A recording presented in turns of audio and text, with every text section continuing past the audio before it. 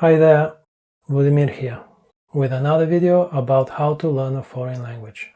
You know, when I talk about things like language is a tool for acquiring knowledge, speaking is a byproduct of knowledge acquisition, language is a cognitive skill, language equals knowledge, and so language doesn't exist without knowledge and all that.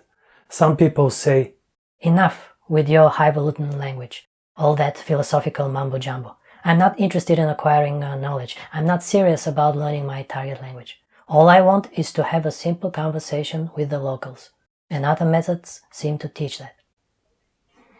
And so today, I'd like to address this notion of having just a simple conversation.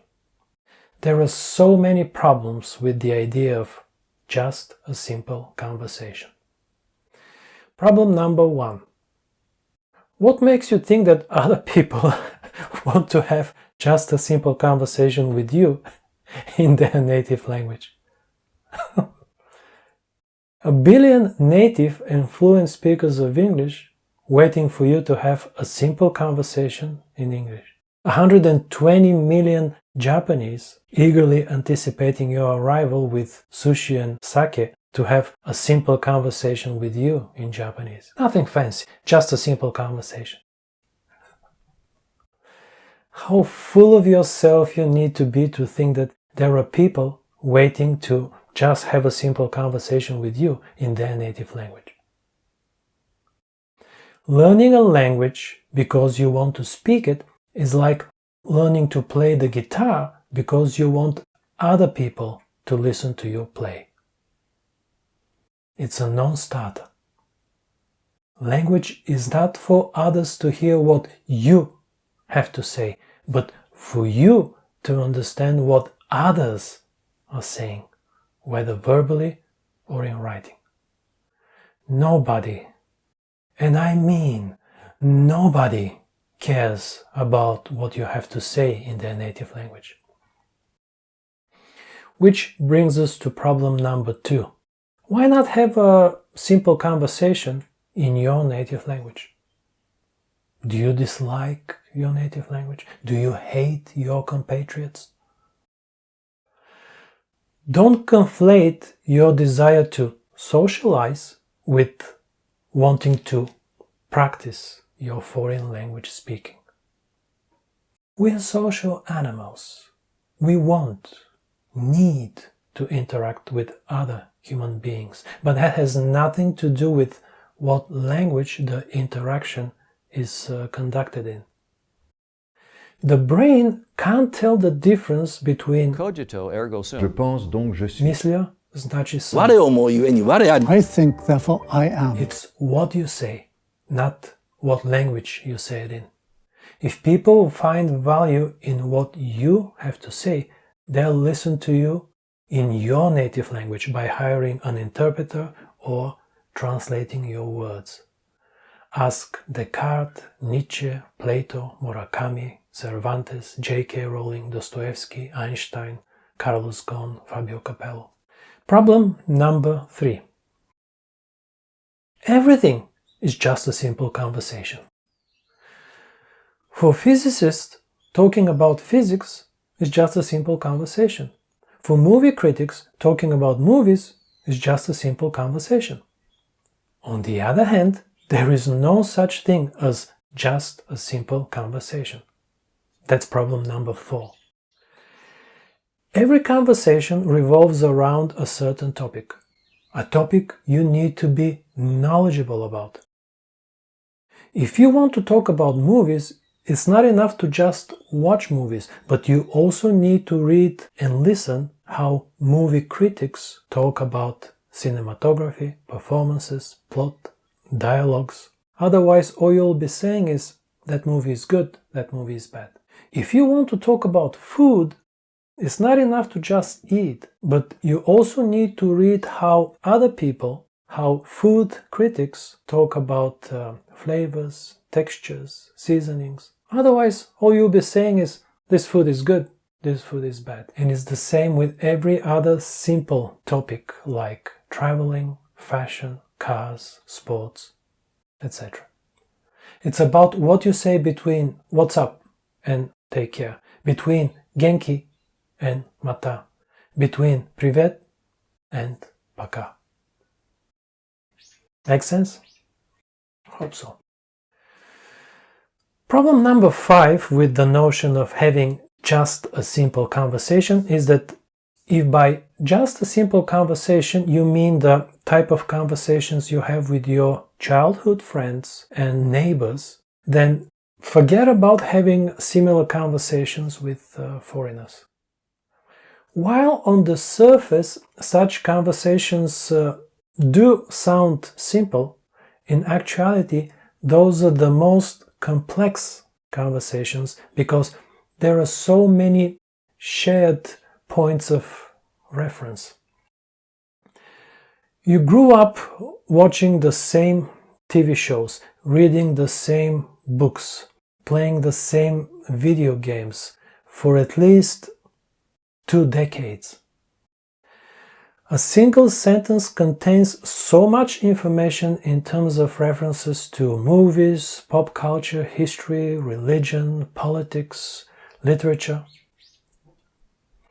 In my book Virtually Native, I give an example with the 2016 film Deadpool, which is packed to the gills with movie and pop culture references, half of which even a native speaker of English won't fully comprehend. Oh, motherfucker, you are hard to look at. You look like Freddy Krueger face-fucked a topographical map of Utah. To understand every single joke in that 100-minute movie, one has to spend at least 100 hours watching Please don't make the super suit green or animated. a couple of dozen other movies, as well as read a ton of movie and pop culture trivia. Oh, come on. You gonna leave me all alone here with less angry Rosie O'Donnell? Plus a gazillion other stuff. Just one of those jokes. Rich Corinthian leather. A line that went over my head completely. I could understand all 3 words, rich, Corinthian, and leather, but I had no idea what it meant, so I googled it. And here is a Wikipedia article about it. Corinthian leather is a term coined by the advertising agency Boselli in 1974 to describe the leather upholstery used in certain Chrysler luxury vehicles. The term was made popular by the actor Ricardo Montalban. Everyone asks, Corinthian leather? Of course, why not the best?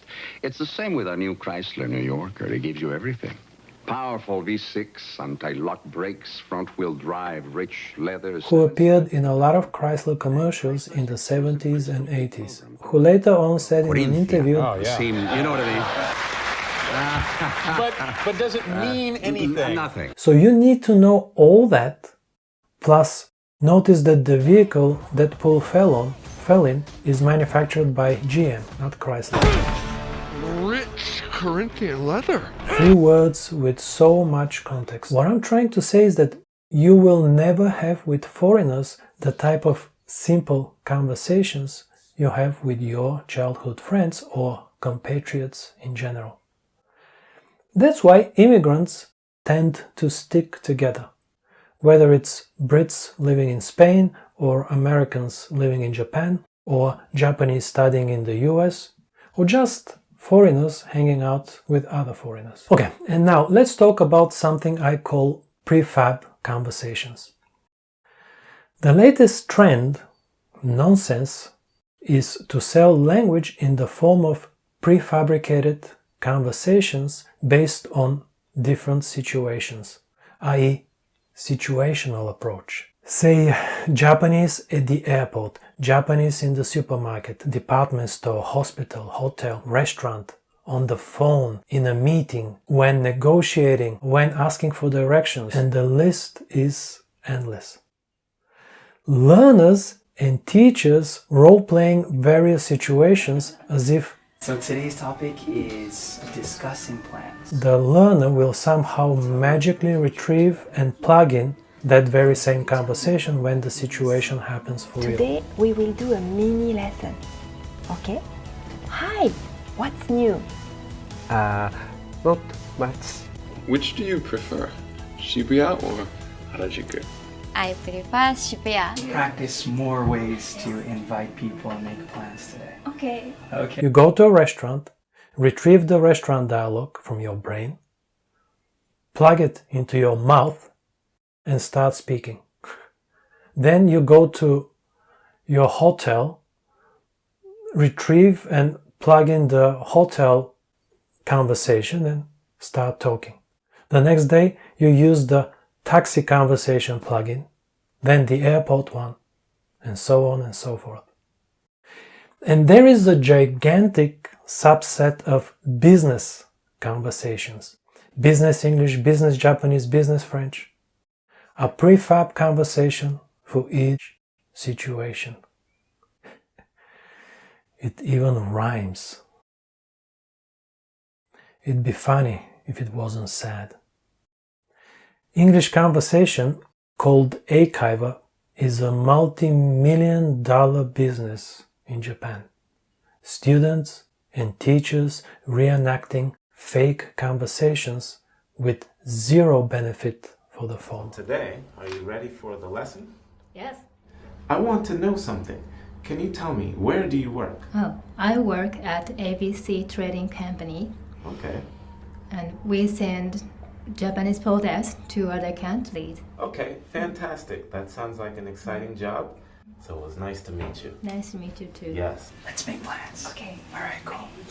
So, Alex, what are you in the mood for? I'm really hungry with this cold weather. Okay. So, let's have lunch. Zero benefit for the former.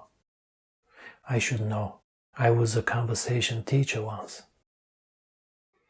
People ask me, how do you explain the massive amount of testimonials and positive reviews all those language schools, language teachers, language courses, and language apps are getting?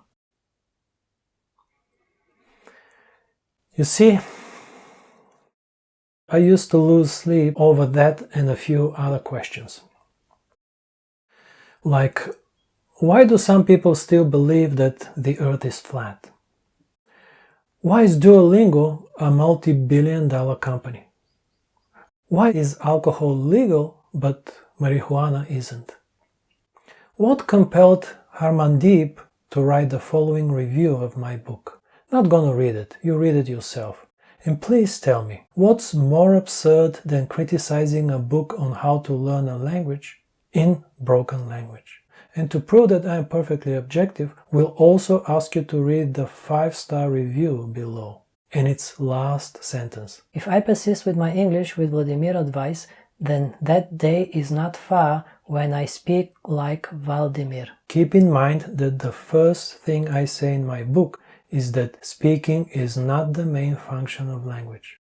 I don't make any promises in the book about teaching people how to speak like me or anybody else, for that matter. Both the negative and positive review are equally incorrect in their description of my book. As I said, I used to lose sleep over such questions and book reviews. But ever since I read the book Thinking, Fast and Slow by the Nobel laureate Daniel Kahneman, I've been sleeping like a baby.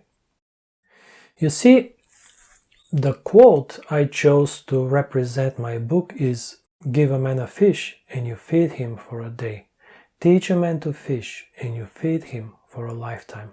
My second choice was another quote attributed to Socrates, which also describes my book quite well. "I cannot teach anybody anything. I can only make them think. I present the facts the way I see them. What you do with them, it's entirely up to you."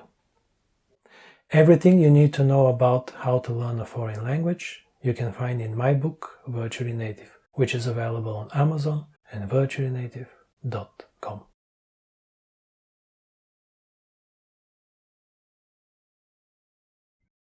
You have one life. Don't waste it.